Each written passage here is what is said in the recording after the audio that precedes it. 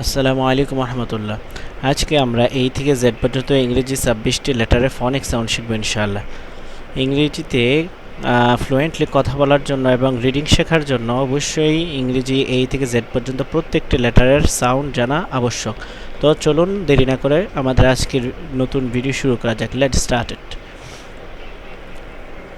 এই A A B B বা বা C C D D D D E E E E F F F F G G G G H H H H I I E E J J J J K K K K L L L L M M M M N N N N O O O O P P P P Q Q Q Q R R R R S S S S T T T T U U V V V V W W W W X X X X Y Y Y Y Z Z Z Z